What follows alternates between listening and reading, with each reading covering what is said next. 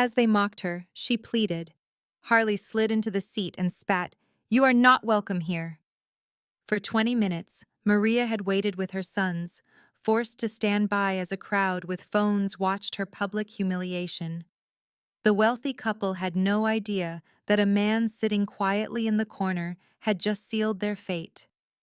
If this story has captured your attention, make sure to subscribe so you do not miss what happens next. I have another powerful story for you tomorrow. Before you go, leave a comment letting me know where in the world you are watching from. I truly enjoy seeing how far these stories travel. This is a story that proves your worth is never defined by what is in your wallet. It will show you that dignity cannot be stolen, only surrendered, and that sometimes one stranger's courage can rewrite your entire future.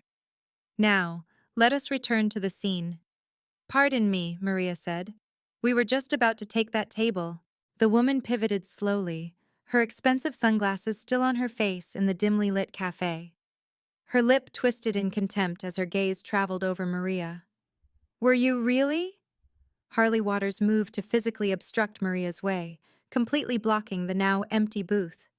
Beyond her, the welcoming green leather seat shone under the hanging lights, a warm and inviting space that was suddenly impossible to reach. "Just look at yourself," Harley's voice cut through the cafe's chatter. "Malnourished kids and secondhand coats. Your kind of people do not dine in establishments like this. You belong on the sidewalk, peering through the glass." Her husband materialized at her side, wearing a tailored gray suit with his hair combed back. Elliot Waters took the seat with an air of casual entitlement, draping his arms over the back as if he owned the place. "Which part of 'we are sitting here' was too difficult for you?" he sneered. "The words or the general idea?" Maria's lips parted, but no sound emerged. Charlie's little hand gripped hers more tightly. Kevin huddled closer, burying his face in her old green coat.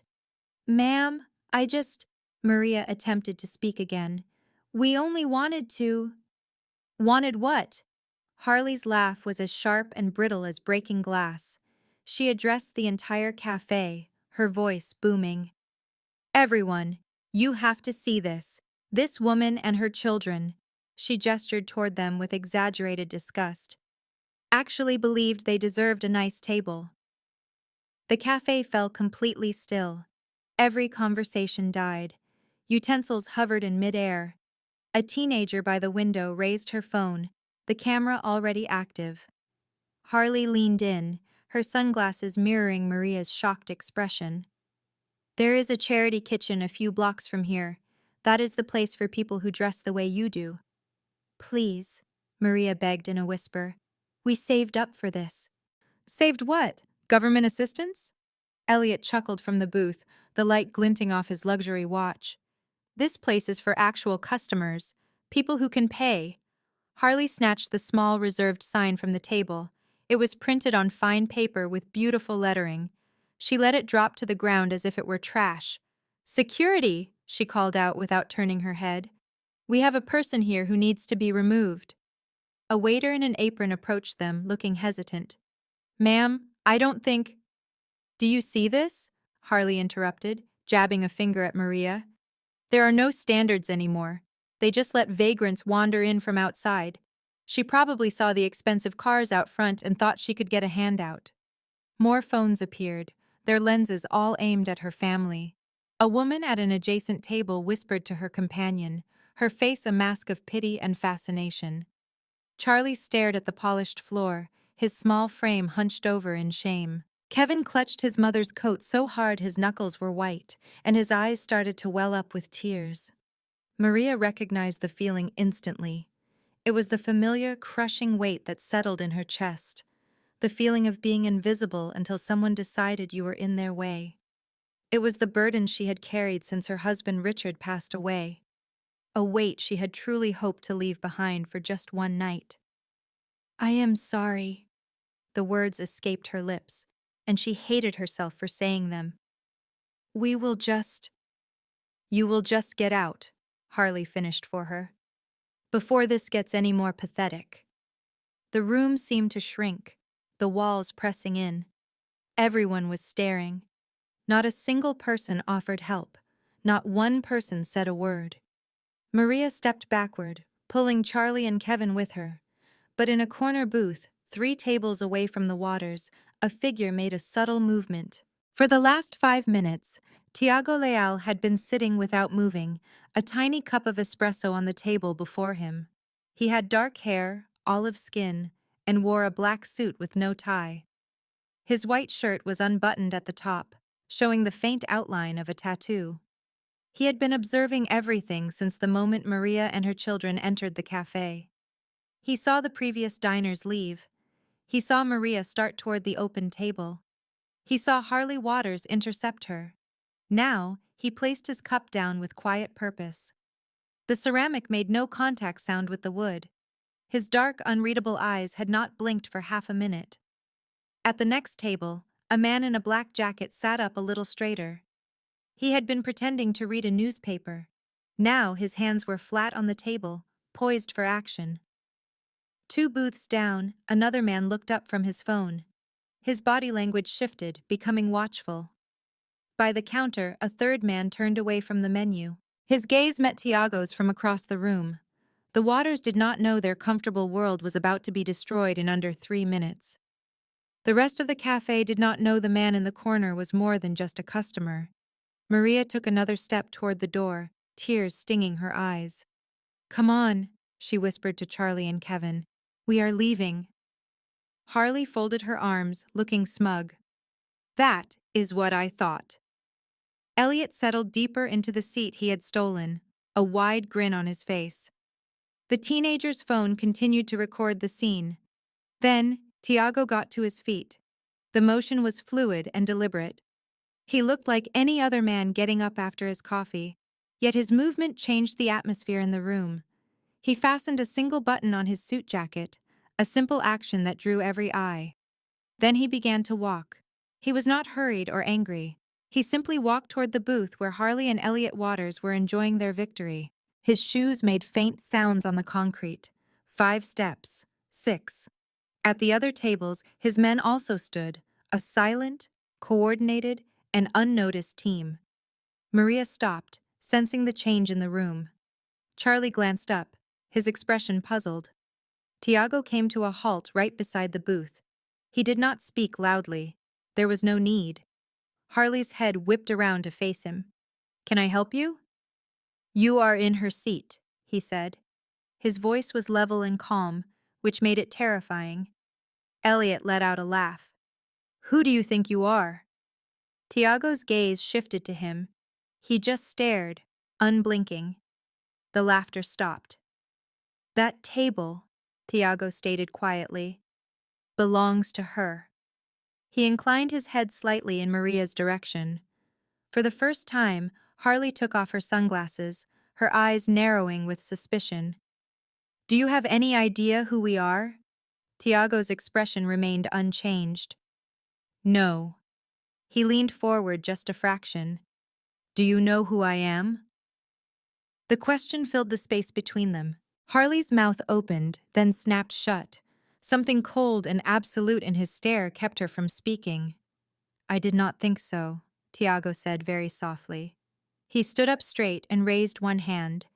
It was a small signal, almost unnoticeable, but the 3 men from the other tables reacted instantly. They converged on the booth. They did not run or make threats. They just walked. The cafe patrons watched, stunned into silence. Harley's face turned white. "What are you doing?" 2 of the men arrived at the booth, flanking it. "Time to go," one said quietly to Elliot. "Do not put your hands on me," Elliot began to protest. The man simply placed a hand on his shoulder, not forcefully, just there. Elliot got up. There was no other option. Harley scrambled out after him, her face a mix of rage and bewilderment. "This is assault! I am calling the police!" "You are leaving," Tiago repeated in that same quiet tone. The men began to escort the Waters away from the table. They were not violent or rough, they just moved them along. Elliot's expensive shoes scuffed the floor. Harley's purse swung from her arm. The entire cafe was transfixed. The phones were still recording, but now they captured a very different story. Tiago turned back to Maria, and the hardness in his eyes softened slightly. "Please," he said, gesturing toward the now empty booth. "Sit down." Maria was frozen, still clutching her children's hands. "It is your table," Tiago said again. She looked at the green leather, then at Charlie and Kevin. She looked at the man in the black suit who had just erased her public shame in under 60 seconds. "Go on," he encouraged gently. Maria moved forward, her legs unsteady. Charlie and Kevin followed her, their eyes wide with wonder. They all slid into the booth. The leather was supple and warm from the lights above. The entire cafe seemed to take a collective breath. Conversations resumed in low, urgent tones. Harley and Elliot were shown to the door and departed without another protest. Thiago went back to his own booth, sat down, and picked up his espresso cup as if nothing had occurred.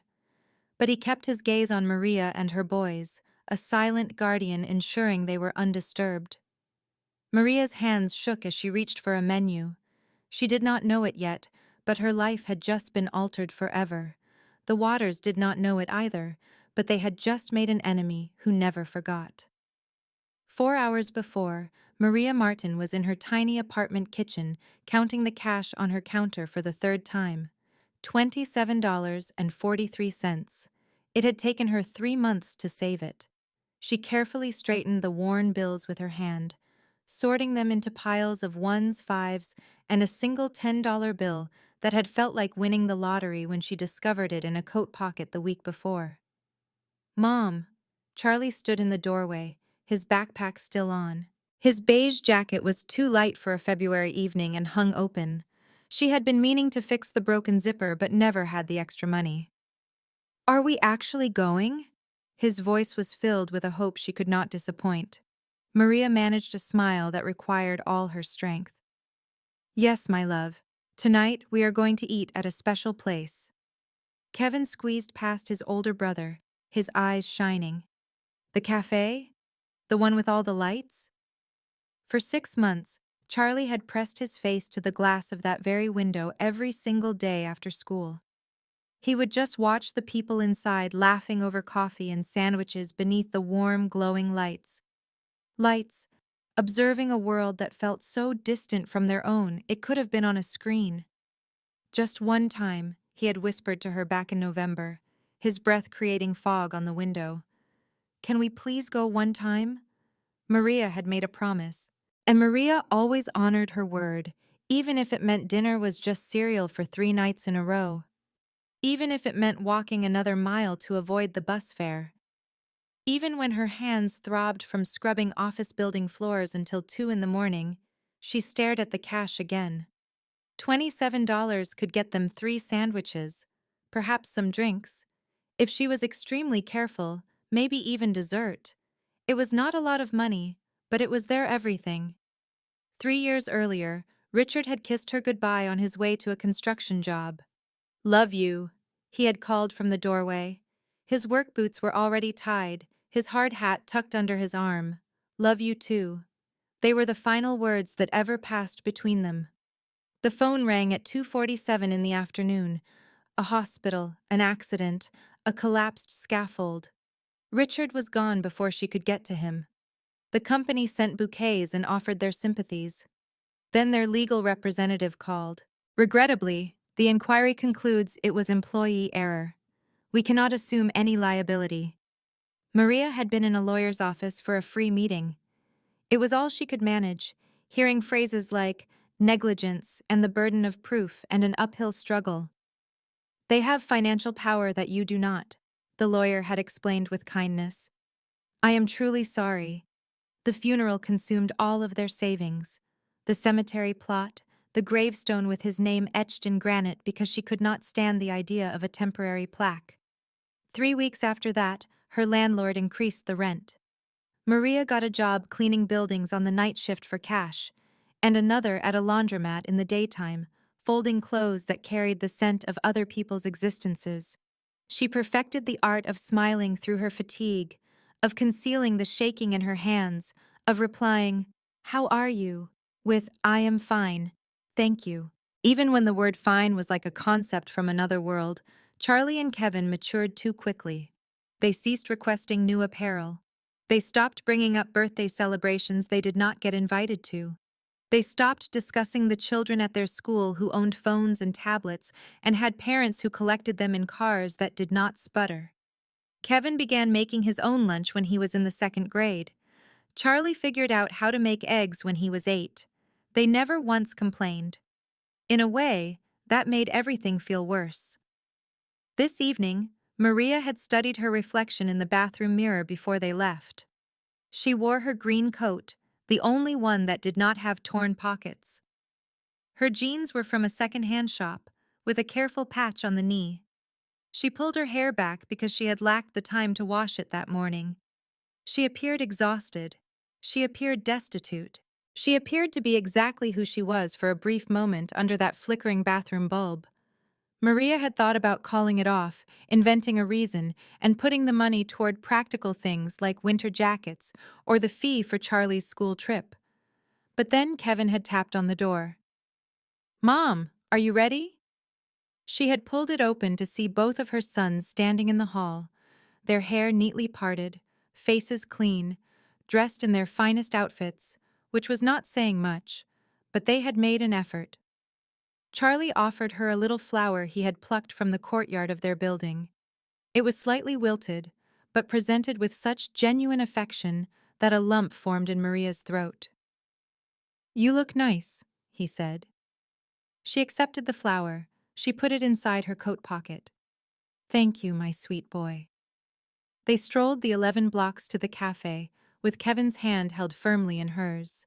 Charlie walked a little in front of them, acting as if he was too grown up to hold hands, but he still remained close. The cafe was a brilliant beacon. Warm illumination poured from its windows.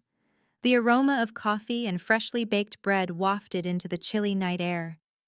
Charlie paused about 3 feet away from the entrance. "What if it costs too much?" he whispered. Maria had inspected the menu posted in the window earlier that week. She had committed the prices to memory and had calculated the total 17 different times. "We have enough," she assured him. "Tonight, we have enough." Kevin was the one to push the door open, triggering a small bell to chime overhead. Inside, there was not a single empty table. Maria's spirits plummeted. They stood just past the threshold. The three of them were huddled together as patrons looked up at them and then quickly looked away. A hostess came over, her practiced smile already dissolving as she assessed their clothes. "Do you have a reservation?" "No, but I am so sorry. We are completely full this evening." Maria glanced at Charlie, then at Kevin, seeing their expressions fall in that very instant. "Please," she said, "we do not mind waiting." The hostess paused. "It could be an hour. We will wait." And so they waited by the entrance, observing others eat, inhaling the scent of food they could not have. Charlie rested his head against her side. Kevin traced designs on the glass of the window with his finger. 20 minutes went by. Then, a man got up from his table. He was dressed in business clothes. A phone was held tight against his ear. He placed cash on the table and walked to the door without a single look backward. The booth was now vacant. It had green leather upholstery, 2 benches, and it was perfect. Maria started forward right away, gently guiding Charlie and Kevin with her. They were only 3 steps from it when Harley Waters blocked their way, and in that moment, everything Maria had so meticulously assembled, the promise, the saved money, the single good evening she had wanted for her sons, shattered into pieces. Now, sitting in that very booth with her sons next to her, Maria could not control her trembling. The words on the menu were a blur before her. Charlie was sitting perfectly still, his gaze fixed on the wall ahead. Kevin's hand was clutching hers beneath the table, his little fingers squeezing with all their might. "Mom," Kevin murmured. "What just happened back there?" Maria had no idea. The man in the dark suit remained in the corner booth, right where he had been, sipping his espresso as if he had not just taken apart 2 men's pride with 4 soft-spoken words. A waitress materialized at their table. She was young and looked anxious. Hi. What can I bring for you? Maria's voice was raspy when she spoke. 3 grilled cheese sandwiches with water would be fine. Actually, the waitress darted a look toward the corner booth, then looked back at them. Your entire bill for tonight is taken care of. Please order anything you want. Maria blinked in confusion. What? The waitress gestured with her head toward Tiago. He was not looking in their direction, but Maria understood. I cannot accept that. Maria began to object. Please, the waitress urged quietly. He is insistent. Charlie gazed up at his mother, his eyes full of questions. Maria felt tears welling up again. These were different tears. She examined the menu. She really studied it. Can we get hamburgers? Kevin whispered. With French fries? Maria's voice cracked. Yes, sweetie, we can get hamburgers. The waitress smiled. I will get that order started. As she departed, Maria finally allowed her eyes to drift to the corner booth. Tiago's gaze met hers from across the restaurant. He gave a single, simple nod of respect before turning his attention back to his espresso. Maria did not know his name or the reason he had intervened, but she was certain of one thing. Someone had seen her, truly seen her, not as an object of pity or scorn or someone to be ignored, but as a person who was worth defending. Charlie rested his head on her shoulder. Kevin's tight grip on her hand at last began to relax. For the first time in 3 long years, Maria Martin experienced a feeling she had long since forgotten. It was dignity. The burgers were delivered 12 minutes later.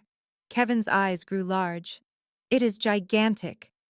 Charlie stared down at his dish, as if he feared it might vanish if he blinked. Maria watched her boys eat, truly eat, for the first time in what felt like months.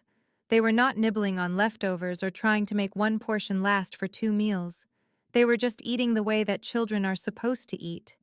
Kevin got some ketchup on his chin. Charlie laughed. The sound of it filled an empty space inside Maria's chest. She took a tiny bite from her own burger, but she mostly just observed them. She committed the moment to memory, the coziness, the bright light, the way Kevin's legs dangled beneath the booth because he was not yet tall enough for his feet to reach the ground. Across the restaurant, Tiago finished his drink. He rose to his feet with a slow, deliberate motion, fastening the button on his suit coat. His movements were efficient and well-practiced. He put cash down on the table, more than was needed, and started for the door. When he walked past their booth, he stopped for a moment. Maria looked up at him. Enjoy your dinner, he said in a low voice. His tone was not the same as before. It was still measured, but it was gentler, more human. Thank you, Maria was able to say. I do not know how I can. You do not have to. He looked over at Charlie and Kevin. They are deserving of a proper meal. Before Maria could say anything else, he was already on his way to the exit. She watched him go. The small bell rang softly as he went out into the February evening. 3 other men got up from various tables and went after him. They moved like a current, smooth and with purpose, without a word being spoken. Maria had not even seen them until now. Now she could not stop seeing them. Outside, Tiago came to a stop on the pavement. The sounds of the city enveloped him. The noise of traffic, the faint wail of sirens, the constant hum of life that never stopped. He took out his phone, scrolling through messages he had been putting off. From the cafe, 3 figures followed him out. The lead man, Ramos, was tall and wiry, with a scar bisecting his left eyebrow. He had been with Tiago for 6 years. The next, Javier, was built like a bull and wore a black leather jacket against the chill. The last man, younger than the others at perhaps 30, was called Cisco, and his sharp gaze missed nothing. Ramos spoke in a low voice. Boss. Tiago continued to look at his phone. The Waters, he said. I want to know who they are. Already on it, Cisco replied, holding up his own device. Harley Waters is married to Elliot Waters, A real estate developer. Her family has old money, his is new from his business ventures. Are they powerful? They like to think they are, Cisco said, scrolling. They belong to the country club, attend charity functions, and have politicians in their phone book. But it is all for show. They are just socialites in expensive suits. Tiago slid his phone into his pocket. They tried to shame that woman in front of her own children. We witnessed it, Javier confirmed. They acted that way because they believed they could. Tiago's voice became dangerously quiet. Because they believed no one would dare to challenge them. Ramos stood by, recognizing that specific tone. Keep a watch on them, Tiago ordered. I need to know their residence, their routines, everyone they communicate with. Cisco questioned, Do you expect them to try something? A humorless smile touched Tiago's lips. I expect that people of their kind never learn their lesson the first time. He began walking toward a black sport utility vehicle parked further down the street, his men falling in step behind him. And what about the woman? Ramos inquired. The mother? Tiago stopped with his hand on the vehicle's door. If she has any needs, see that they are met. Do it discreetly. She should not know the help came from me. Understood. Tiago settled into the rear seat. Javier slid behind the wheel while Ramos took the passenger side. Cisco would trail them in a separate vehicle. As they merged with the flow of traffic, Tiago glanced back at the cafe one last time. He could see Maria and her sons still inside their booth. Kevin was laughing at something Charlie had said. Maria was smiling, a small and delicate expression, but it was genuine. That smile caused something in Tiago's jaw to harden. He had witnessed too much cruelty in his lifetime. He had built an empire on his ability to understand it, manage it, and apply it when required. But he would never stand for cruelty directed at those who could not defend themselves.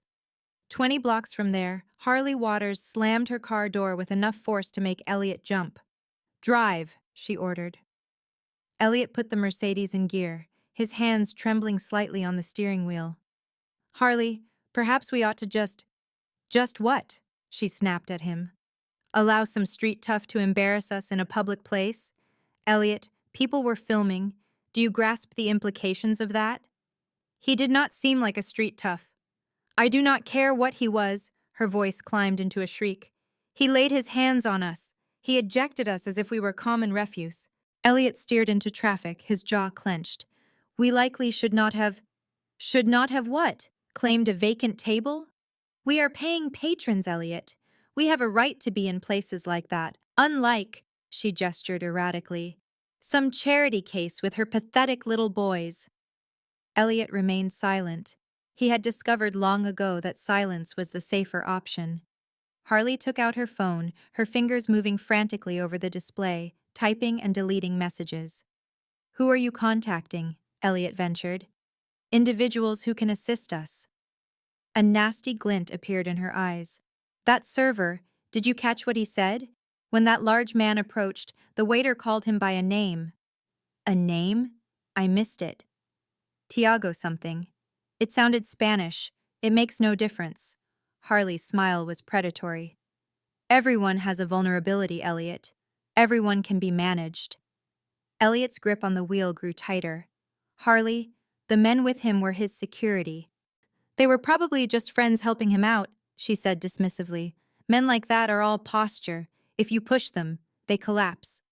I do not care what you believe, Harley's voice turned to ice. I will not let this stand. Do you hear me? I am not the person who is humiliated. I am the person who prevails. Elliot drove on without a word, a feeling of dread tightening in his gut. He had registered the expression in that man's eyes. He had seen his fluid movements and the way the other men reacted to a simple hand signal. That was not just security. That was something far more disciplined. But Harley was not paying attention. She never did. Back inside the cafe, Maria used a napkin to clean Kevin's face. Can we return here? He asked. Someday. Maria's throat felt constricted.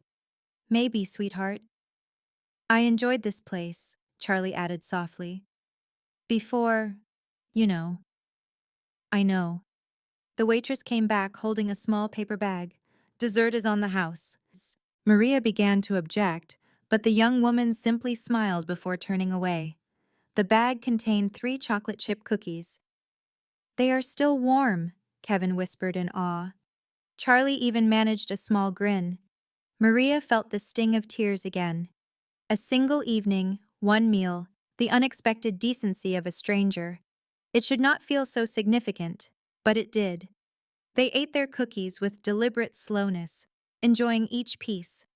When they finally got up to go, Maria left the money she had saved on the table all the same.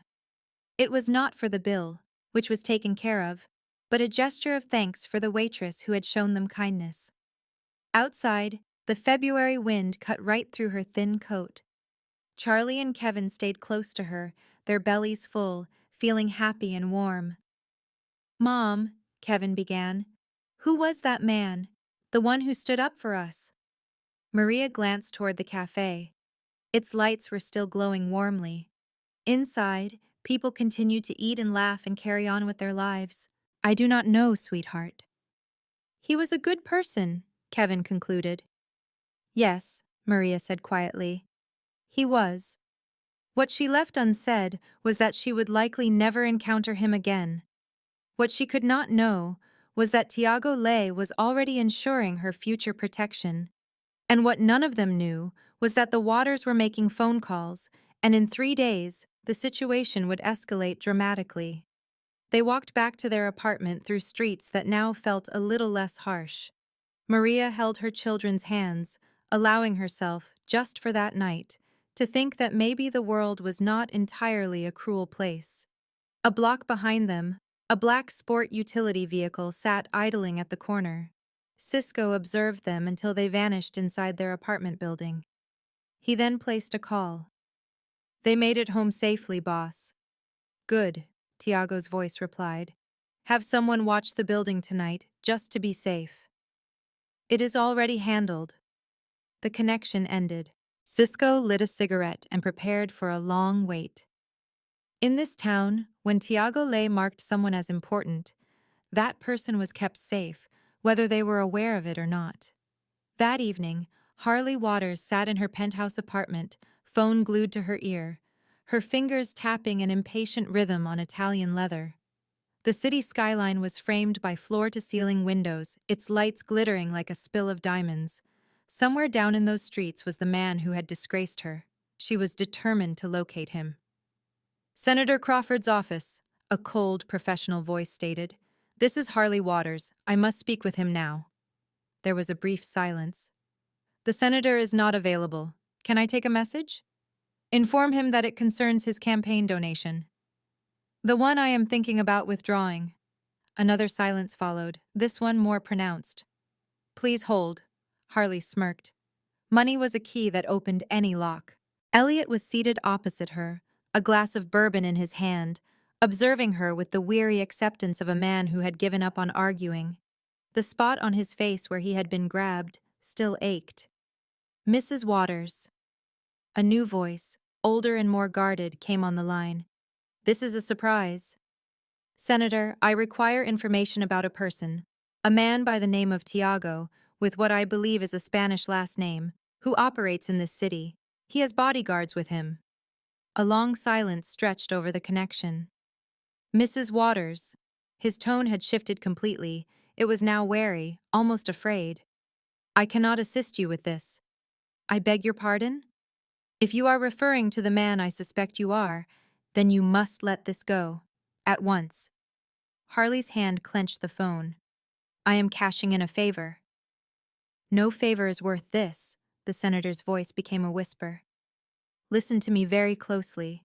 If you have had a confrontation with Tiago Ley, you offer an apology and then you vanish. You do not ask questions.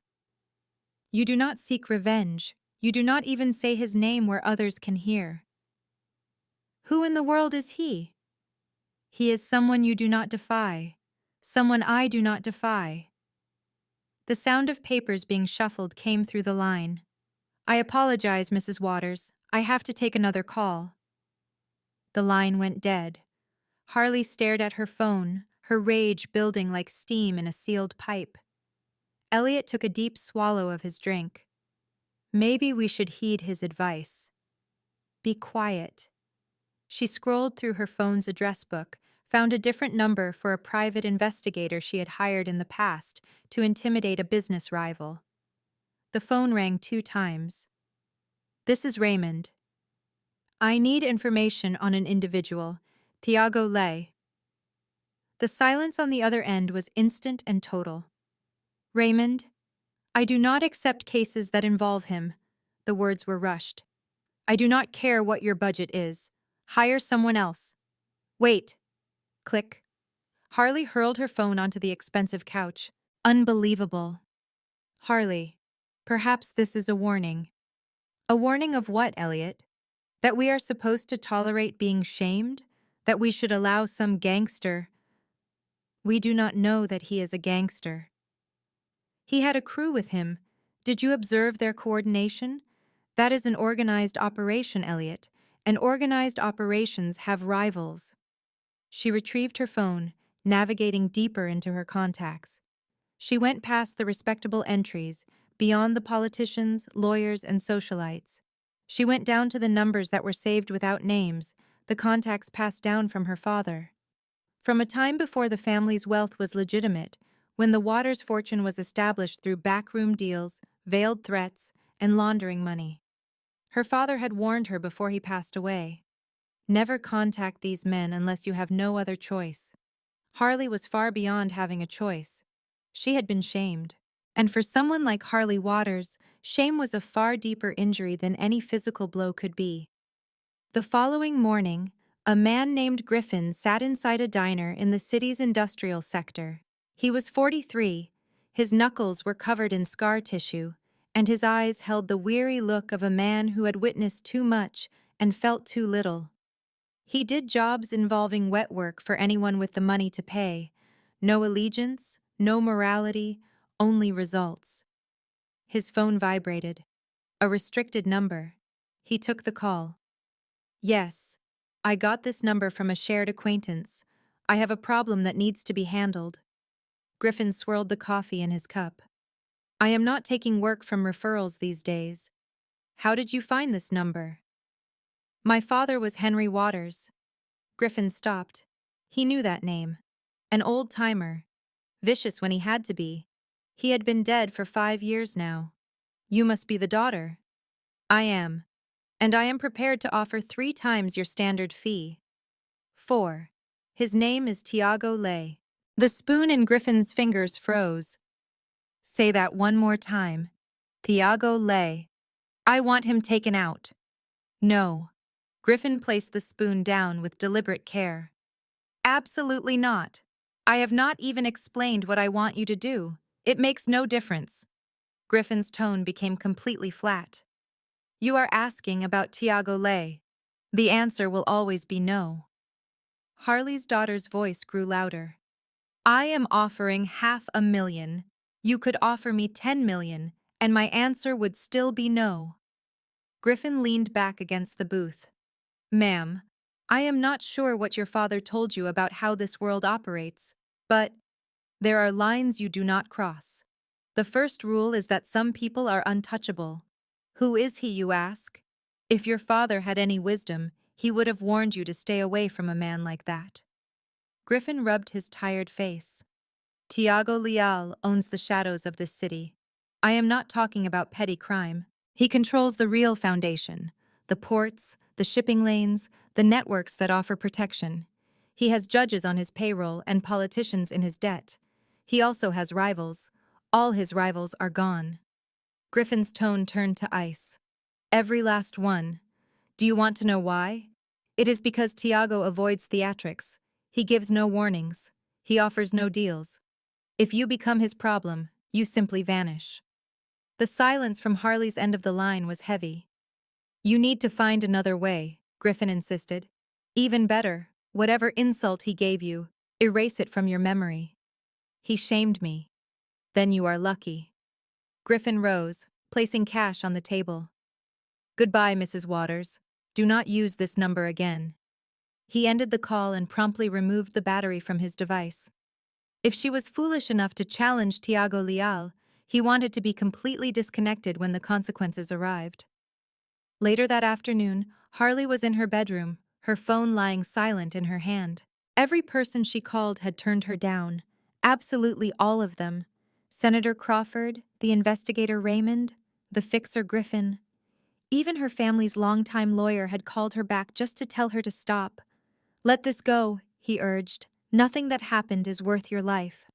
They all spoke as if she were the one in peril, as if she created the issue. Harley examined her reflection in the mirror. She wore designer fashion, had her makeup professionally applied, and her hair was flawlessly styled. She appeared to be a person of influence, a person who always succeeded, yet they were all treating her like a child who had made a terrible mistake. Her phone vibrated. It was a message from a number she did not recognize. "I heard you need help solving a problem. I can provide a solution, for a price." Harley's heart began to race. She quickly replied, "Who are you?" "Someone unconcerned with reputations. You need Tiago Leal handled? I will handle him. The price is $1 million, with half paid now." Harley's hands shook.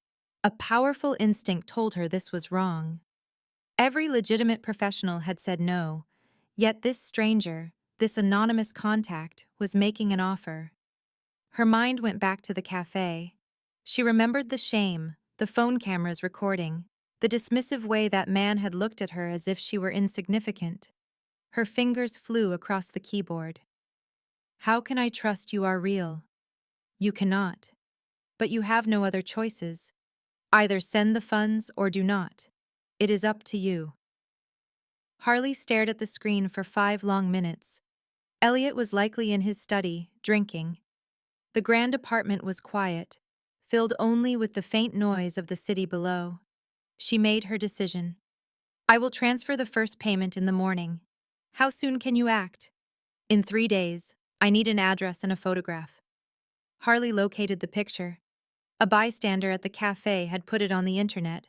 It was out of focus, but the image was clear enough. It showed Tiago in a dark suit, his face calm and frightening. She sent the image and added the address of the cafe. Next, she wired $500,000 into an overseas bank account. A new message appeared almost instantly. "Payment confirmed. He will be gone by Friday." Harley put her phone down. Her hands were still unsteady, but a smile formed on her face. She had won. She was always the winner. But she was wrong.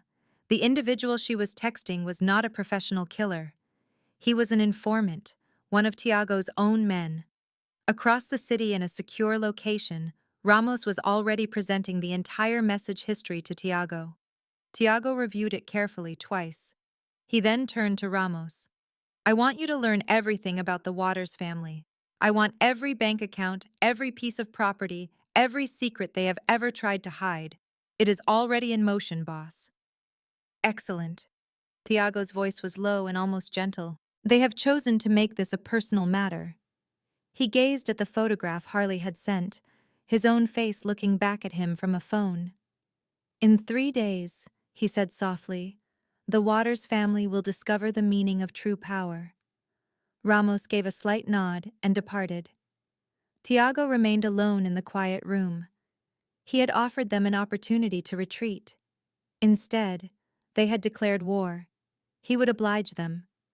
On Friday morning, 2 men were parked in a stolen Honda Civic, positioned 3 blocks away from Tiago's office. The driver's name was Kyle, a 28-year-old former soldier with a dishonorable discharge. He had worked in security until his drinking problem made him a liability. Now, he accepted contracts that most people would refuse. His passenger was older, with graying hair at his temples. He called himself Mitch, which was not his given name. He had been in this business long enough to feel that something was not right. "Is this the building?" Kyle asked, glancing at the address on his screen. "That is what she provided." Mitch studied the structure. It was modern, made of glass and steel. It was an expensive building, the kind that would have surveillance cameras covering every angle. Kyle sparked a cigarette. "Have you ever done a job like this before?" "What kind of job?" "A high-value target. A man in organized crime." Mitch paused before answering. I did once, in Detroit, about 5 years back. How did that turn out? I am still here. My partner is not. Kyle exhaled a cloud of smoke through the open window. That is encouraging. You want encouragement? Go find work as a mall cop. Mitch checked the firearm concealed in his jacket. This assignment pays well because of the risk. She is paying $1 million in total. That kind of money can buy a lot of comfort later. If we survive to spend it, Kyle muttered. It is a straightforward job. We go in, we get out. He leaves his office at 6:30 each night. He walks to the parking structure. It is dark and isolated there. That is where we make our move. Kyle agreed with a nod, but his grip on the steering wheel was tight. They had observed their target for 2 days. Tiago was a creature of habit. He showed up at 8 a.m., he departed at 6:30 p.m. He always followed the same path. For precisely 90 seconds, he was always alone between the building's exit and his vehicle. 90 seconds was more than enough time. That is what they kept telling themselves. What they failed to realize was that they had been under surveillance from the moment they had shown up. 2 blocks down, Cisco was sitting in a cafe with a perfect line of sight to the Honda. He noticed them on the first day. 2 men in a cheap vehicle, parked for too long, their eyes fixed on the building. It was amateur work, careless. He had reported them right away. Tiago's instruction had been direct. Let them proceed. Cisco murmured into his phone. They are still holding their position, boss. Good. Tiago's voice was steady. When I depart this evening, allow them to take their shot. Are you certain about this? Absolutely. I need to know who hired them. We already have that information. I want them to personally confirm it. Tiago went silent for a moment. How many of our people are in place? We have 8. Javier is waiting in the garage. Ramos is on the second level of the parking facility. There are 4 more in the lobby, and 2 on the street. It is more than we need. Boss, if there are any complications, there will be no complications. Tiago's tone was absolute. These men are desperate. People who are desperate get clumsy. Let them make their mistake. The call ended. Cisco took a sip of his coffee and kept his eyes on the Honda. Kyle was now on his 4th cigarette. Mitch repeatedly checked his phone. They were amateurs. This entire situation would be finished in a matter of minutes. At 6:15 p.m., Tiago was standing in his office. The room was stark. It held only a desk, 2 chairs, and windows that stretched from the floor to the ceiling, offering a view of the city. There were no family pictures, no decorations, nothing to suggest a life outside of his business. He fastened the button on his suit coat and glanced at his watch. He was perfectly on time. Javier's voice came through his earpiece. We are in position, boss. Good. Remain alert. Tiago went to the elevator and pushed the button for the main floor. His image looked back at him from the reflective metal doors. A man in a dark suit with a composed expression. He appeared better suited for a corporate boardroom than a battlefield. But Tiago knew that the most critical conflicts were always waged without a sound. The elevator car descended without a tremor. The doors slid open into the lobby. The floors were marble, the lighting was contemporary, and 2 guards sat at a security station, faking interest in the monitors. Both of them were on Tiago's payroll. Good evening, Mr. Leal, one of them said. Tiago gave a slight nod and continued toward the main entrance. As he stepped outside, the sharp February chill hit him. The sun had disappeared an hour before. Long shadows from the streetlights sliced across the sidewalk. Tiago angled left, walking toward the parking garage. His steps made sharp sounds against the concrete. From behind, the engine of the stolen Honda turned over. Kyle's hands were trembling. Mitch spoke into the quiet. He is on the move. Go slowly. Kyle eased the car into the flow of traffic, keeping 3 other vehicles between them. Tiago moved with a calm sense of purpose. He did not check his phone or scan his surroundings. He just walked. This is too easy, Kyle murmured. Easy is what we want. Easy gets us paid. Mitch took out his firearm and checked the magazine. 11 bullets. That was more than enough. They tailed Tiago to the entrance of the parking garage, watching as he vanished into the darkened structure. "Stop here," Mitch ordered. "We will go on foot." Kyle guided the car to the curb and cut the power. The two men got out. The night air suddenly felt colder, much heavier. Mitch moved first, entering the garage. The walls were concrete, the fluorescent lights were dim, and the air smelled like oil and gasoline. Their own footsteps sounded deafening. "Where is he?" Kyle whispered. And then they saw him. Tiago was standing next to a black Mercedes with his keys out, completely oblivious. His back was turned toward them. It was perfect. Mitch brought his weapon up. They began to move quickly now, like professionals, 10 feet away, then 5. Mitch's fingers started to squeeze the trigger. A voice came from behind them. "Drop your weapons." Both of the men froze in place. Kyle turned his head with deliberate slowness. Javier stood there. His gun was perfectly steady. From behind him, 2 other men stepped out from between the parked vehicles. Mitch's eyes widened. "This is bad," he said. "Drop them." Javier's voice was like ice. Kyle's pistol hit the concrete with a loud clatter. Mitch kept his for a moment longer, weighing his options. "Do not do it," Javier warned. Mitch let it fall.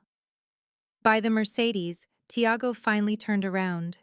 He had been aware of them the entire time. He walked toward them at a relaxed pace, his hands tucked into his pockets. He was casual, as if he were meeting old friends. "Gentlemen," Tiago said, "you have made a serious mistake." Kyle's face was now a pale sheet. Mitch just stared at the floor. "Who hired you?" Tiago asked. There was only silence. Javier moved forward, pushing the barrel of his gun into Kyle's temple. "Answer his question." "I do not know." "We do not know," Kyle stammered. "You have no idea?" Tiago offered a small smile. "You accepted a job to kill a man, but you do not know who paid you. We were given the job by a broker. What is the broker's name?" "I do not have a name for him, just a phone number and the instructions for payment." Tiago turned his gaze to Mitch. "And you?" Mitch remained silent. His jaw was clenched tight. His professional pride would not let him speak. Tiago gave a slight nod to Javier. The next moments happened in just 3 seconds. Javier swung the pistol, striking Mitch across the face. Mitch collapsed to his knees. Javier followed with a hard kick to his ribs. Mitch cried out, folding into himself. "The name," Tiago said in a calm voice. "Waters," Mitch choked out. "Harley Waters. She used an intermediary to hire us." Kyle's eyes grew wide. "Mitch, be quiet." Mitch spat out some blood. "This is over." Tiago knelt down to meet Mitch's gaze. "How much was her offer?" "Half of it up front, 500,000, with the other half to be paid when you were gone." Tiago nodded his head slowly. "You were never going to receive that second payment." Mitch looked up, his eyes filled with confusion. "The intermediary that contacted you," Tiago explained. "He is one of my men. The account that you wired the money to belongs to me. Every text message you got, every single instruction, it all came from me." All the color vanished from Mitch's face. "You just gave me $500,000 to prove Harley's plan to commit murder." Tiago rose to his feet. "I appreciate your business." Kyle let out a noise like a hurt animal. "You set this all up," Mitch whispered. "You set yourselves up," Tiago said as he smoothed his jacket. "You took a contract to end my life. Did you honestly believe I would not find out?" Ramos came out from the stairwell holding a phone. "I have the entire thing on recording, boss.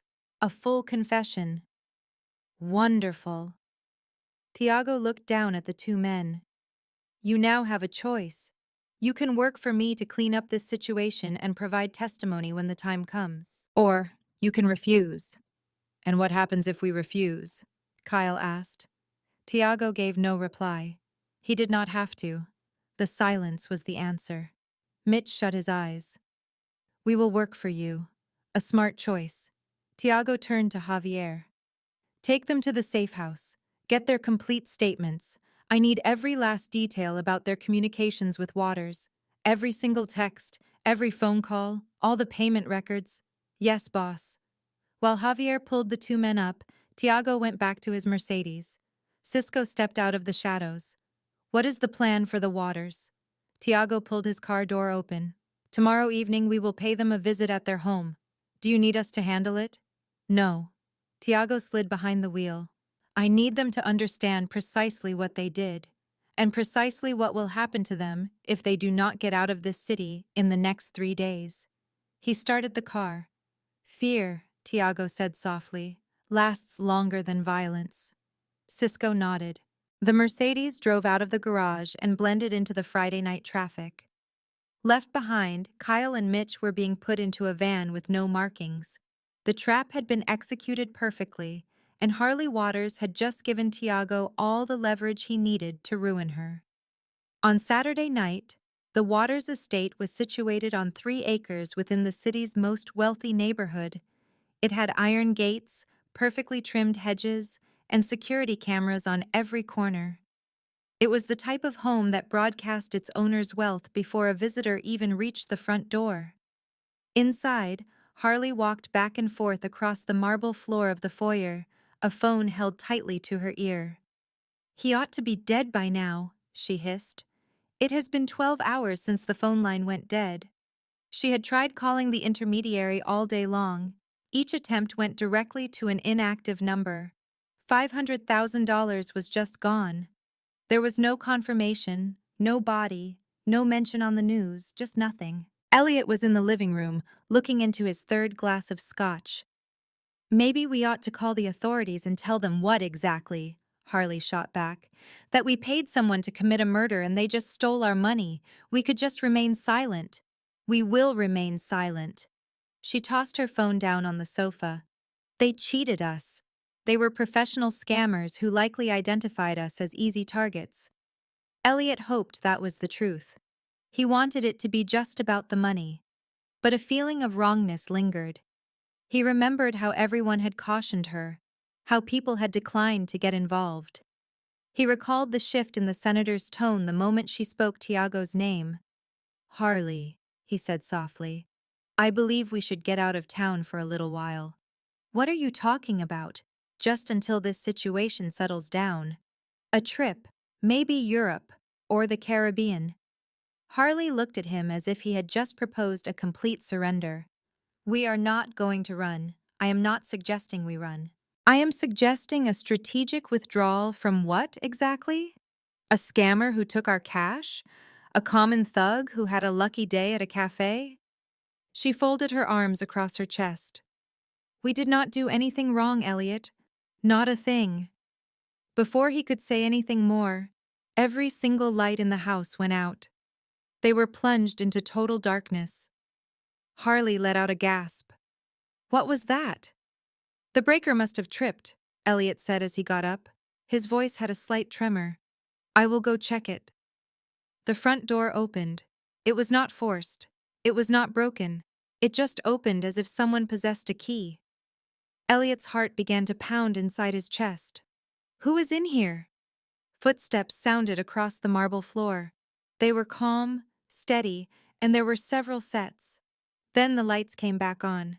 Tiago was standing in their foyer. Javier and Ramos were behind him. Behind them stood 2 more men, and lying on the floor right at Tiago's feet were Kyle and Mitch. They were bound, gagged, and bruised. Harley let out a scream. Elliot fell backward, tipping over his drink. Glass exploded on the marble. Good evening, Tiago said in a low voice. It was the same voice from the cafe, measured and controlled. But here, within the shadows of their own house, it had a completely different feel. It inspired terror. How did you? Harley was unable to finish her sentence. Get inside. Tiago smiled. Your security setup is quite expensive, but everything has a weak point. He looked down at the men on the floor. These 2, for instance, believed they were professionals. Elliot's gaze shifted to Kyle and Mitch. the horrible recognition slowly became clear. You were the ones who hired them, Tiago stated. It was not a question, but a declaration of fact. Harley's face turned ghostly white. I have no idea what you are. Tiago raised a phone and pressed the play button. Her own voice echoed through the foyer. I want Tiago dead. I will handle it. 1 million, with half paid up front. Harley's knees almost buckled. You recorded the whole thing. Tiago put the phone back in his pocket. Every text message, every single payment, every instruction. You were so desperate to get your revenge. You never paused to consider who you were actually dealing with. Elliot held up his hands. Please, we did not intend. You absolutely intended it. Tiago's voice became sharp. You hired killers. You wired money. You provided them with my photograph and my location. He took a step forward. You attempted to have me murdered because I prevented you from humiliating a widow in front of her own children. His words hung in the space between them like a formal charge. Harley recovered her voice. You attacked us. You had no authority. I had all the authority I needed. Tiago's eyes turned to ice. You want to discuss authority? The woman you made fun of? She lost her husband 3 years ago. His company would not pay her any compensation. She has to work 2 different jobs just to provide for her kids. And you degraded her for your own amusement. She was trying to take our table. It was not your table. Tiago's voice became dangerously low. It was an unoccupied seat that you took simply because you think your wealth makes you superior to her. There was complete silence. Javier and Ramos did not move. The 2 bound men on the floor remained still. Tiago continued walking into the house, moving past the foyer and into the living room, observing the Italian furniture, the original paintings, and the crystal chandelier. A very nice house, he commented. It is probably worth, what, 4 million? Elliot did not reply. I am aware that it is worth 4.2 million, Tiago went on. I am also aware that you own a vacation home in Aspen, a condominium in Miami, and investment accounts with Morgan Stanley and Goldman Sachs. He turned to look at them. I know about the offshore account you maintain in the Caymans, the one you use to get out of paying taxes.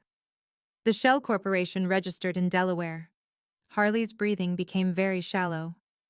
I am aware of everything, Tiago stated plainly. Your accountant is now working for me. Your lawyer was given a substantial incentive to turn over your records. And your bank manager? He offered a faint smile. Let us just say he has been very helpful. Elliot collapsed into a nearby chair. What is it that you want? I want you to grasp a fundamental truth. Tiago's voice grew softer, which only increased the menace. You have a life in this city only because I permit you to have one. Your business operates here only because I allow it. That feeling of security you have inside these walls, that is a product of men like me who provide order. You are nothing but a gangster. I am a man of business, Tiago corrected him sharply. And you made an attempt on my life, which means you violated the single most important rule of commerce. Never challenge someone who wields more power than you. He moved to the window and looked down at their perfectly kept grounds. You have 3 days to get out of this city, he declared. Liquidate your properties, move your money, and vanish. You cannot do this. I can. Tiago turned back to face them.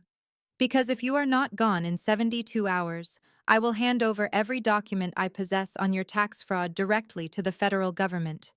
I will leak the details of your hidden offshore funds to the media. I will make certain that every business associate you have ever had knows that you tried to hire killers. Harley's voice was a faint sound. You would ruin us. No, you have ruined yourselves. Tiago's face remained unreadable. I am giving you a way out. You should take it. Elliot got to his feet, his legs trembling. What if we report you to the authorities? With what proof? Tiago motioned toward Kyle and Mitch. These gentlemen are now in my employ. The audio recording of your call proves you hired them. All the financial transactions trace back to you. He paused. You have no power, no one to help you, and no way forward. Ramos came forward holding a file, which he gave to Tiago. Tiago set it down on the table between them. This contains everything you will require. You will find recommendations for real estate agents, lawyers who are discreet, and step-by-step guides for selling off your assets. Silently, he turned and walked toward the exit. You have 72 hours, not 1 minute more. He paused at the doorway. One final thing. His voice became dangerously low. If you consider for a second taking action against me, that woman, or anyone else in this city, what comes next will not be a warning. He offered no further explanation. None was needed. Javier and Ramos took hold of Kyle and Mitch, pulling them outside. The rest of the men followed. In less than a minute, the house was silent once more. The front door clicked shut. Harley remained motionless in her expensive living room. Elliot just looked at the folder left on the table. A long silence passed between them. At last, Harley's strength failed her. She sank onto the couch, her hands trembling. "He was here in our home," she whispered. "He simply walked right in." With unsteady fingers, Elliot opened the folder. Inside, he found listings for properties, details for moving services, and bank transfer documents, all perfectly arranged, as if their banishment had been meticulously planned. A handwritten message was at the very bottom. "You had an opportunity to be good people. You chose to be cruel. Now you will deal with what follows." Elliot's hands were shaking so much that the paper trembled. "We need to go," he said. "This is not a request, Harley." His voice was unsteady. "He controls this city. You heard what he said. He has our financial advisor, our attorney, our banking information, everything." Tears streamed down Harley's face. They were not tears of sorrow, but of fury, of shame, and of the overwhelming knowledge that for the first time in her existence she had been utterly defeated. 3 days, Elliot repeated softly. We pack our things, we sell everything, and we vanish. Harley remained silent, knowing he was correct. Outside, Tiago got into his Mercedes. They will flee, Ramos commented from the passenger seat. Yes, Tiago answered. They will. And if they do not, Tiago turned the key in the ignition. Then they will discover why nobody defies me a second time. The car drove away from the estate, abandoning the waters to their terror and their broken pride. Tiago had come to understand that justice did not always require force. Sometimes, all it needed was the truth. It also needed the absolute certainty that some men could not be purchased, intimidated, or defeated. The Waters had learned this lesson. They would carry the memory of it for the rest of their days. On Sunday morning, Harley was at her kitchen island, her laptop open, gazing at property listings. She had not slept at all. Her eyes were swollen and dark. The expensive robe she had on now felt like a prop, a piece of fine cloth that could not conceal what she had become. A moment later, Elliot entered the room, a phone held to his ear. His expression was grim. Yes, I am aware the market is sluggish right now, but... He paused, paying attention. No, we must sell it this week. The asking price can be changed. He ended the call and looked at Harley. That was the 4th real estate agent, he said under his breath. They all tell me the same thing. Selling this property so quickly will cost us 20, maybe even 30% less than its actual value. Harley's grip on her coffee mug became tighter. So, we stand to lose $1 million, at a minimum. She had the urge to yell, to break something, but all the fight had left her around 3 in the morning when she had finally faced reality. They were getting out one way or another. What about living in Denver? Elliot proposed, showing her a listing on his phone. Your cousin knows people there. We could make a fresh start. I do not want to make a fresh start. Harley's voice wavered. This is our town, our house. It was. Elliot put his phone down. It belongs to him now. His words felt like a physical strike. Harley shut her laptop, rose to her feet, and went to the window that looked out over their pool, their gardens, and their 3 acres of perfectly manicured prestige. All of it was worthless now. "I'm going to contact some people," Elliot announced. "See if I can find a buyer for the Aspen house." He walked out of the kitchen. Harley was alone, looking at her own reflection in the window. Just 2 days prior, she had been untouchable, affluent, and influential, the type of person who received reservations at the best restaurants and invitations to high society functions. Now, she was on the run. Her phone vibrated. It was a message from her friend Patricia. "Is the rumor about you selling the house true? What is going on?"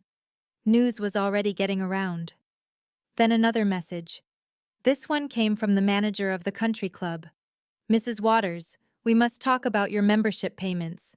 There appears to be a problem with your account." Harley's hands quivered. She dialed her bank, navigated the automated system, and finally got through to a human. "My name is Harley Waters. I must talk to Thomas Chen regarding my accounts." "I am sorry, Mrs. Waters. Mr. Chen is not your account manager anymore." "What? Since what time?" "As of this morning, you have been moved to a new representative." Harley ended the call. Moved.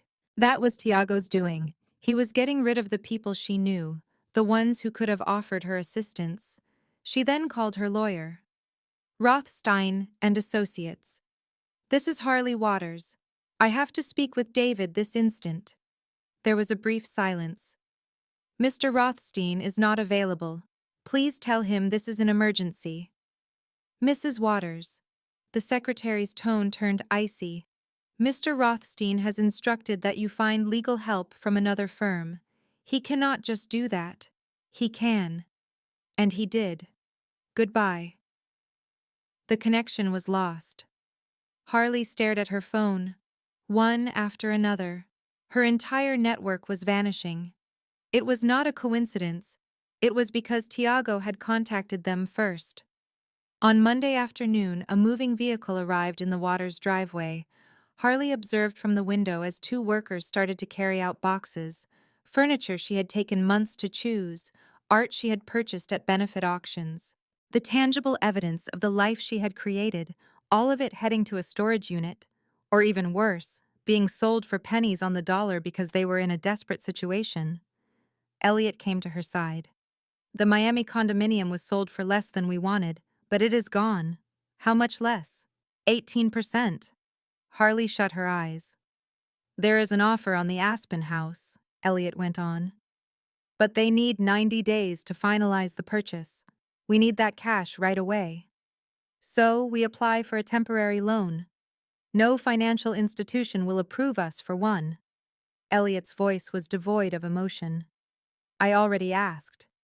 Every single one of them suddenly has new lending policies that affect us." Of course they did. Thiago's influence was everywhere. A vehicle appeared outside. It was polished, black, and very expensive. Harley's heart sank. "Is that him?" "No." Elliot narrowed his eyes. "That is Patricia." Her friend emerged from the car, wearing designer sunglasses and holding a small gift. Harley almost wanted to laugh. Patricia had come to gloat, to witness their downfall up close. She opened the door before Patricia had a chance to ring the bell. "Harley." Patricia's smile was overly cheerful, overly concerned. "I heard you were relocating. I wanted to bring you a little something for your journey." "How thoughtful." Harley's tone was frigid.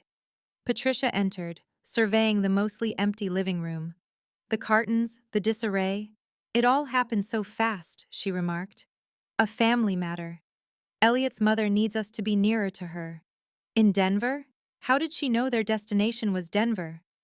"Information gets around," Patricia said, sensing Harley's thoughts. "You understand how that works?" Yes. Harley understood perfectly. Patricia placed the gift on the kitchen counter. "Everyone is discussing it, you know, what took place at that little cafe." Harley's jaw clenched. "I have no idea what you are referring to." "Oh, please.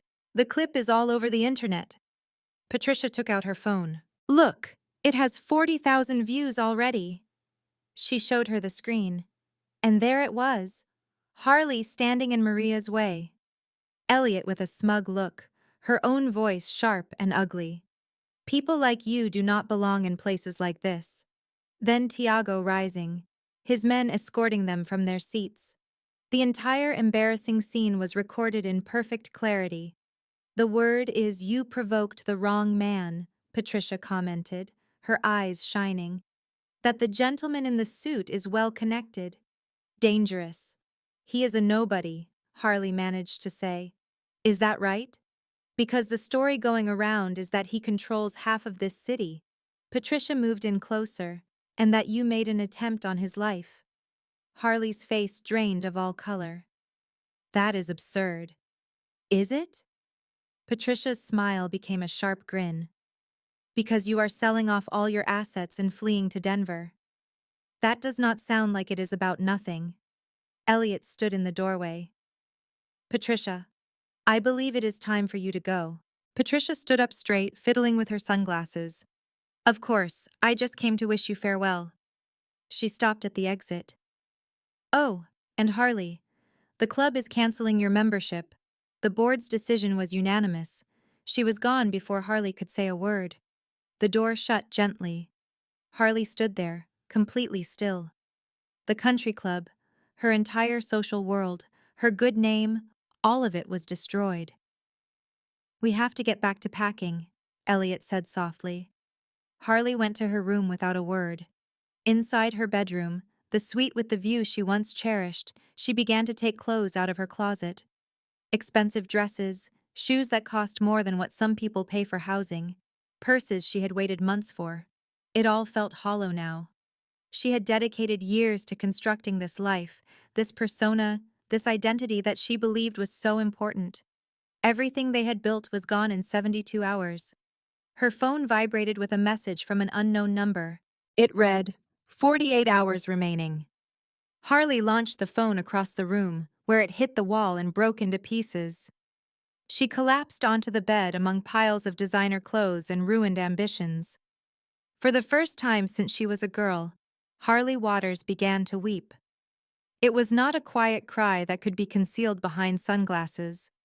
It was a raw, body-shaking sob, because she finally realized her wealth offered no protection. Her contacts could not save her. The man she had attempted to crush held more power than she had ever imagined. Downstairs, Elliot was in his office looking at one-way plane tickets to Denver. They were for a flight leaving Thursday morning, only 2 days away. He had taken a job with his uncle's firm. The position paid less and had no prestige, but it was away from this city, away from Tiago Leal, and away from the results of Harley's arrogance. His phone started to ring. He did not know the number. He took the call. Hello, Mr. Waters. The voice on the other end was calm and familiar. This is Tiago Leal. A chill spread through Elliot's body. What do you want? I am calling to ensure you understand the arrangement. You will be gone by Thursday. You will not come back. You will have no communication with anyone in this city. You will vanish. We are leaving. You have my promise. Your promise is worthless to me, Tiago stated without emotion. But your fear is not. Hold on to that fear, Mr. Waters. Never forget what it is like to be helpless. We never intended. You intended precisely what you did. You saw weakness, and you chose to attack. You believed your wealth made you untouchable. There was a pause. You know differently now. The connection ended. Elliot put the phone down, his hands trembling. Upstairs, Harley was no longer crying. The only sound in the house was the moving crew packing their existence into boxes. By Thursday, the Waters would be gone, and the city they once called their own would erase them from its memory. Entirely. They were just one more couple who discovered too late that not everyone has a price, and some educations cost you everything. On Tuesday evening, Maria was at her kitchen sink, cleaning the dinner plates by hand. The apartment was silent. Her son Charlie did his homework at their little table. Kevin was next to him, drawing with crayons that were just small nubs. 4 days had passed since the incident at the cafe. 4 days since a man she did not know had protected them. Maria had thought about that moment over and over. She remembered how Tiago stood, the quiet power in his voice. She recalled how fast the situation changed. She could not make sense of it, but she felt thankful. A knock on the door startled her. "Mom," Charlie said, looking toward her. "Stay put," Maria told him. She dried her hands and went to the door, looking through the peephole. A man in a dark suit was in the hall. Her heart froze. She knew who he was. He was one of the men from the cafe who had escorted the Waters out. Maria opened the door just a little, leaving the chain lock on. The chain fastened. "Yes, Mrs. Martin." His tone was polite. "My name is Ramos. I am an associate of Tiago Leal. Can I have a word with you?" Maria held the door frame tighter. "What is the reason for this visit?" "He wants to see you, just for a conversation. Is there a problem?" "No, ma'am. There is no problem." Ramos produced a business card and passed it through the opening. "He is waiting in a car downstairs. He requested 5 minutes of your time." Maria accepted the card. It was made of thick paper with plain text. "Tiago Leal, Leo Logistics. My children are here with me. They can join us, or I can stay here with them while you talk. Whatever you prefer." Maria glanced back at Charlie and Kevin. They were looking on with curiosity, not fear. She made up her mind. "Charlie, Kevin, I need you to come here." They were instantly beside her. "We are going to step downstairs for a short time," she explained. "I want you to remain right next to me." She unlatched the chain and opened the door completely. Ramos gave the boys a soft smile. "Your mother is very wise. It is always best to stay near her." They went down the stairs as a group. Maria clutched each of her children's hands. A black Mercedes was parked by the sidewalk. The rear door swung open and Tiago got out. He did not look the same as he had in the cafe. He was still dressed formally in a dark suit and white shirt, but his face looked kinder, almost caring. "Mrs. Martin, I appreciate you meeting me." He looked over at Charlie and Kevin. "And I thank you both for allowing me to speak with your mother." Kevin looked up at him with big, curious eyes. Charlie remained pressed against Maria's leg. "We can speak right here," Tiago offered. "I will not ask you to enter the vehicle. I understand that would make you uneasy." Maria was grateful for that. "Why are you here?" "I came to see how you were, to be sure that you and your boys were okay after that incident." "We are all right, thank you." Maria's voice was thick with emotion. "For your help. It was not a big deal. It was not a small thing," Maria insisted, her eyes becoming watery. "It meant the world to us." Tiago gave a slow nod. "Could I ask you a question?" "Yes." "For how many years have you been working 2 different jobs?" Maria was taken aback. "For 3 years since my husband passed away." "And the cafe visit. Was that the first time you took your children to a place like that?" "Yes." A wave of defensiveness washed over Maria. "I saved up for it. We can pay for it. I am sure you can." Tiago raised a hand to stop her. "I am not doubting you. I am asking because I want to offer you something." Maria stood silently. "I own a logistics business. We manage warehouses, shipping, and inventory. It is a real business." He waited a moment. "I require a manager for one of my distribution hubs. The job involves supervising the work, creating schedules, and handling pay." Maria's heart began to beat faster. "I do not have that kind of background.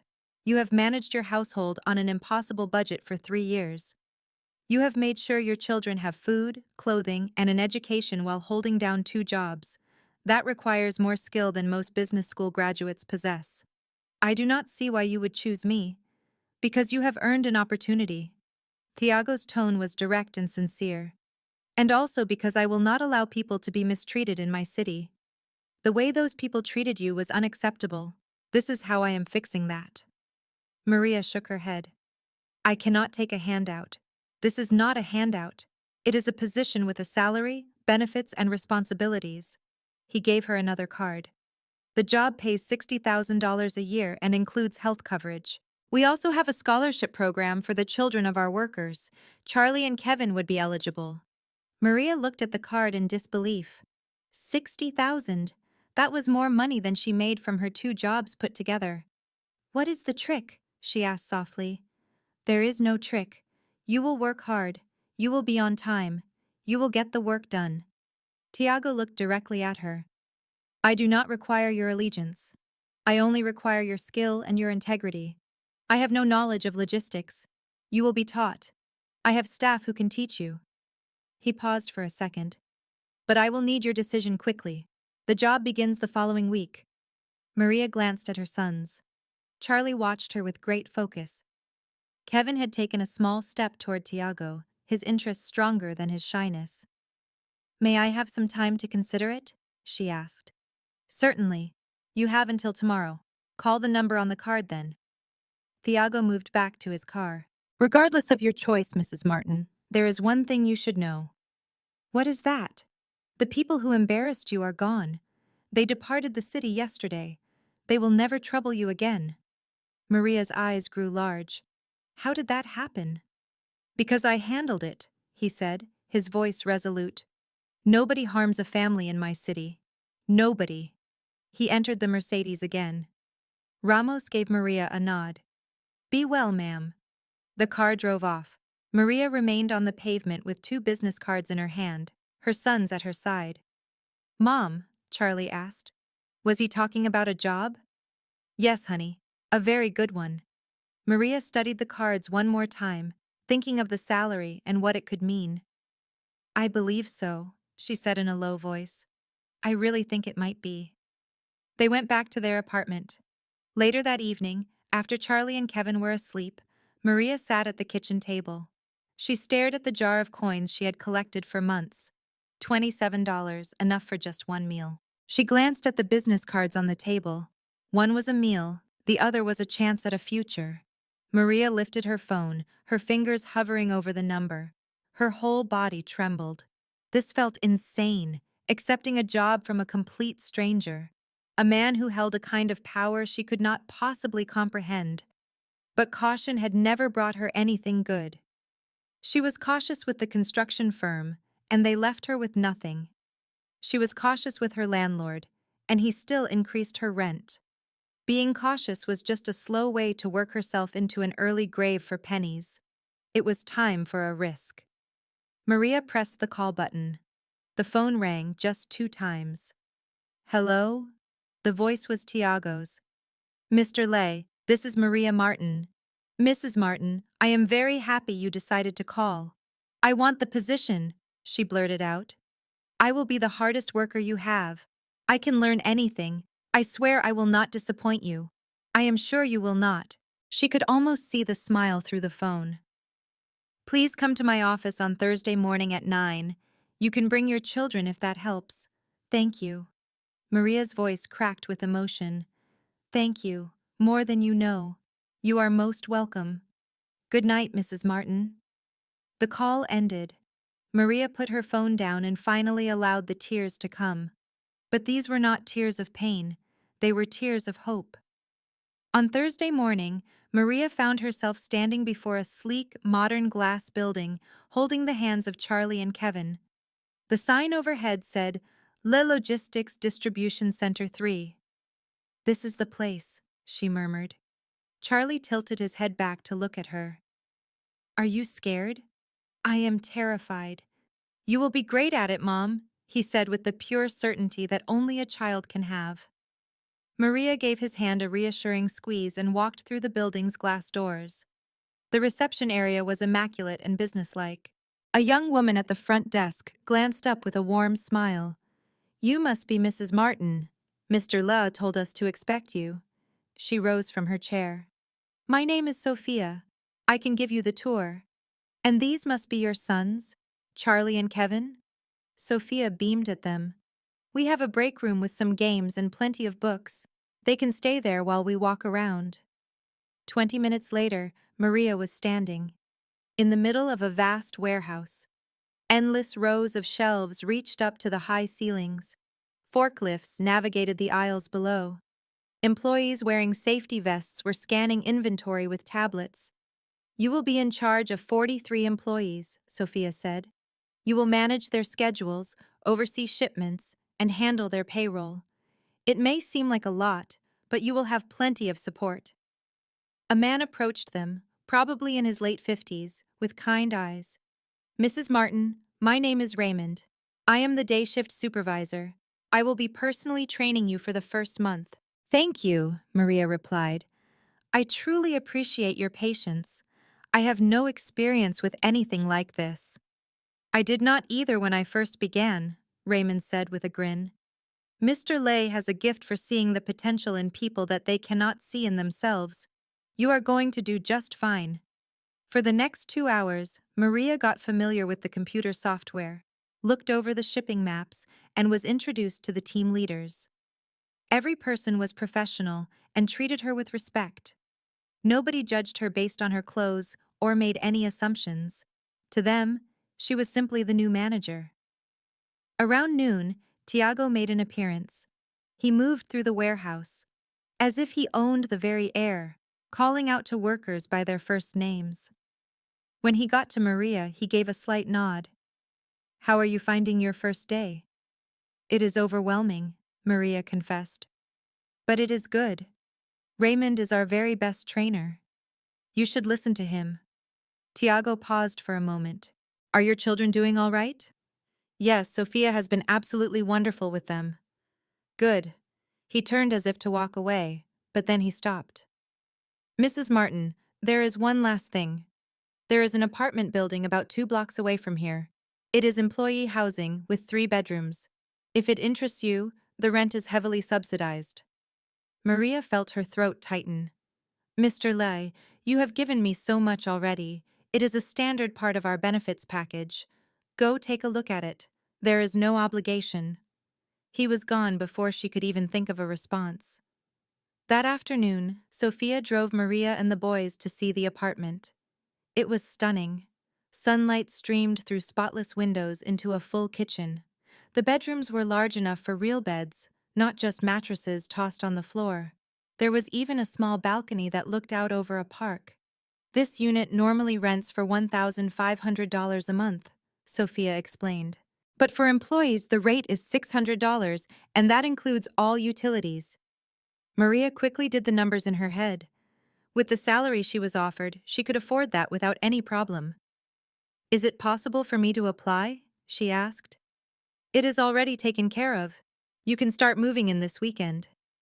Kevin darted through the empty rooms, his laughter echoing. Charlie just stood on the balcony, gazing at the park in silent awe. Maria watched her sons and felt a dam break inside her chest.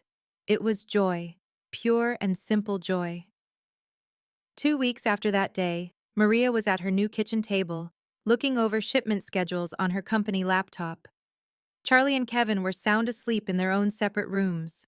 They had real beds, new sheets, and their own space to breathe. Her phone vibrated. It was a message from Raymond. Fantastic work on the inventory reconciliation today. You are a quick study. Maria smiled. She had discovered her own rhythm.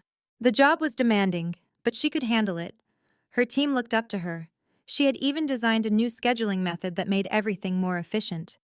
For the first time in 3 long years, Maria felt competent, needed, and appreciated.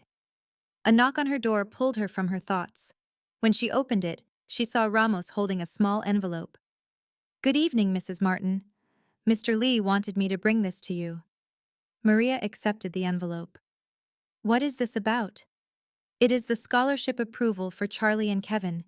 It is for a private school. Their full tuition is paid for all the way through high school. Maria's hands began to shake. I cannot accept this. This is far too much. It is not a personal gift from him. It comes from the Employee Benefit Fund. You met the qualifications. Ramos offered a small smile. Your boys are deserving of good schools.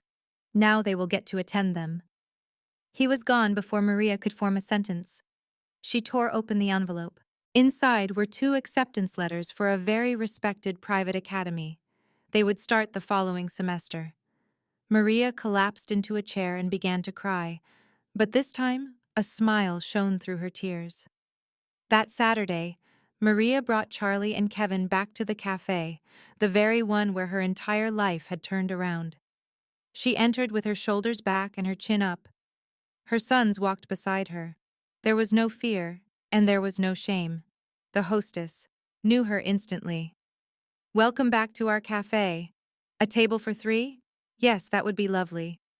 They were led to a booth, a different one, but that detail was not important. Maria ordered for them all without a glance at the prices. They had burgers, milkshakes, and dessert. When their order came, Kevin's face lit up. "This is so much better than I remember." "Everything is better now," Charlie added in a soft voice. Maria looked at her two boys and understood something important. She had done more than just get through the last 3 years. She had persevered, and now, at long last, she was truly living.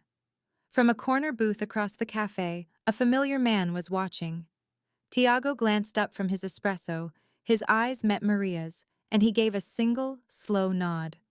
She returned the gesture. Not a single word was necessary. He had offered her dignity at a time when the world was trying to take it from her. He had given her a chance when she had absolutely nothing left. He had secured a future for her family, not for any personal gain, but because he could not stand cruelty, and compassion was its own justification. Maria lifted her milkshake just a fraction. It was a silent toast. Tiago raised his espresso cup to meet it. Then he got up, settled his bill, and walked out. Maria saw him leave, knowing she might never grasp the full story of who he was or the reasons for his help, but she did grasp one thing. Some people wielded their power to cause pain, while others used it to heal. Charlie grabbed for a French fry. Kevin chuckled at something he saw on the menu. Maria sat with her sons in the cafe's warm glow and let herself experience a feeling she thought she had lost for good. Peace. The city outside carried on. Cars moved in the streets. People hurried along the sidewalks. Life went on. But right here, in this moment, at this very table, Maria Martin had everything that truly mattered. Her children were out of harm's way. Her future was no longer uncertain. And the woman who had once been so deeply shamed in this exact place was now sitting here as a person of significance. Not because she had money, but because she had worth. And that was something no one could ever take from her. Maria's new office had a window overlooking the warehouse floor. After 3 months on the job, she had more than earned this space. Her team's efficiency had increased by 18%. Shipping mistakes had dropped to nearly zero. She had also successfully negotiated more favorable rates with two of their largest shipping partners. Raymond appeared at her open door. "Do you have a second?" "Of course." He took a seat, a pleased look on his face. "The people at corporate are very impressed. They would like you to present your new scheduling system at the next quarterly meeting." Maria's eyes went wide. "Me? Presenting to the executives?" "It was your idea. You are the one who should present it." Raymond grinned. "And besides, Mr. Le was the one who specifically asked for you." Her heart began to beat faster. She hardly ever saw Tiago now. He had maintained his distance after her first week, allowing her to forge her own path without his influence. After Raymond left, Maria just stared at her computer monitor. She had traveled so far from that terrible night in the cafe. From the woman who felt she had to apologize just for being alive, from the mother who counted every single coin in a jar. Now she was the manager of 43 people and was about to present to the company's top executives. The change felt like a dream, but it was completely real. Friday finally came. Maria stood in a conference room on the 20th floor, looking at a table of 12 executives. Tiago was seated at the head of the table, his face unreadable. "Mrs. Martin," he said, "you may begin." Maria started her presentation. Her hands were perfectly steady. She walked them through her system, explaining how she had studied workflow, pinpointed the delays, and reorganized the shifts. She presented hard data, charts, and future cost savings. The executives began asking questions. She answered every one with confidence. When she was done, the room fell quiet for a moment. Then the chief financial officer said, "This is exceptional work. We need to roll this out at all of our facilities." Heads began to nod in agreement all around the table. Tiago leaned back into his chair. "Mrs. Martin, you have gone above and beyond our expectations. Very well done." "Thank you, sir." As the executives started to leave, Tiago motioned for her to wait. Once the room was empty, he got up and went to the window. "How are Charlie and Kevin?" he asked. "They are thriving. Their teachers say that both of them are honor roll students." "Excellent." He looked directly at her. "And what about you? Are you content?" Maria thought about his words. "Yes. For the first time in a very long time I am. That is what I needed to know." He stopped for a moment. "You should understand, Mrs. Martin. I did not hand you this position. I just cleared the path for you. All that you have achieved, you did on your own. You provided me with a chance. I provided you with entry. You handled the rest," he said with conviction. "Do not lessen what you have done by giving me the credit." Maria could feel tears forming in her eyes. "What was the real reason you helped us?" Tiago was silent for a few seconds. "Because my entire childhood, I saw people like the waters ruin people like you. I made a promise to myself that if I ever had influence, I would use it in a better way. Not all powerful people feel that way." "No, they do not." He went to the door and stopped. "This city moves on from most people, Mrs. Martin, but it holds on to the important ones. You are important now. And not because of my assistance. It is because you showed that you deserve to be here." Then he was gone. Maria was by herself in the meeting room, gazing at the city view. Down on one of those streets was the apartment she used to live in. She remembered the laundry service where she folded clothes for strangers and the late-night cleaning work that ruined her back. It seemed like another life. But she would not forget it. She would not forget the feeling of being unseen, the feeling of being ignored and shamed for having no money. Those thoughts would keep her humble and compassionate. Later that day, Maria collected Charlie and Kevin from their school. They all got into the pre-owned car she could now afford. It was not new, but it worked well. "How did your day go?" she asked. "It was good," Charlie answered. "I received an A for my history assignment." "I was chosen for the soccer team," Kevin added proudly. Maria's heart felt full. "That is amazing news from both of you." On the ride home, Kevin said, "Mom, does that night in the cafe ever cross your mind?" Maria looked at his reflection in the rearview mirror. "Sometimes." "Why?" "Because the world was never the same after that." Maria agreed softly. It was true. Charlie then asked about the man who had helped them. "Is Mr. Lee a good person?" Maria chose her words with care. "I believe he is a complex man who chooses to do good things. That is not the same as being a good person." She explained that people can be both. What truly matters is what they decide to do with their influence. Charlie nodded, seeming to understand. They were driving down roads Maria once had to walk because she lacked the money for a bus. They went by the cafe where her whole life had turned around. They passed the old apartment where they had fought just to survive. All of it was still there, but it looked different now, because she was different. At home, Maria prepared a real meal, with fresh ingredients and meat, not the stretched-out meals or old bread of their past. After her sons were in bed, she went out onto her small balcony. The city spread out before her, its lights twinkling like stars that had fallen to the ground. Somewhere in that sprawling city, Tiago Ley was likely busy, overseeing his empire and shielding people she would never even know. And in another part of that city, perhaps the Waters family was trying to start over. Maybe they were learning that cruelty always comes with a price. Maria had not forgiven them, but she did not carry hate for them either. They had taught her something important. Dignity is not something that can be taken, only something you can give away, and she would never give hers away again. A message lit up her screen. It was from Raymond. It said, "Congratulations on the presentation. You have earned your place here." Maria smiled as she typed her reply. "Thank you for everything." She put her phone aside and looked up at the stars. The world was still difficult, still unjust, and still had people like the Waters who judged a person's value by their bank account. But it also had people like Tiago, like Raymond, and like Sophia. They were people who saw worth that had no price tag. They used their strength to lift others up, not to push them down. Maria was saved by the actions of one man, but she was rebuilt by her own spirit. And that distinction was the most important thing. The city vibrated below her.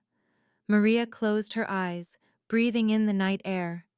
Tomorrow, she would wake up to manage her warehouse, support her staff, and raise her children. She would live a life of purpose. This was not because someone rescued her, but because she had rescued herself. She had a little help from someone who understood that power without empathy is just another form of brutality. And here, in this city, on this night, that was enough. It was more than enough. It was everything. Thank you for staying with this story to the very end. Remember, your value as a person is never measured by the money in your pocket or the clothes on your back. Dignity is yours to keep, and no one can take it unless you let them. Sometimes it only takes one person who refuses to look away to change everything. If this story touched something inside you, hit that like button and share it with someone who needs to hear this today. Subscribe if you have not already, so you never miss a story like this. Drop a comment below and rate this story from 1 to 10. I read every single one, and your words are the reason I keep creating. Now tap the next video on your screen, because another powerful journey is waiting for you. This content was carefully researched, developed, and manually edited by our team to deliver meaningful stories and lasting lessons.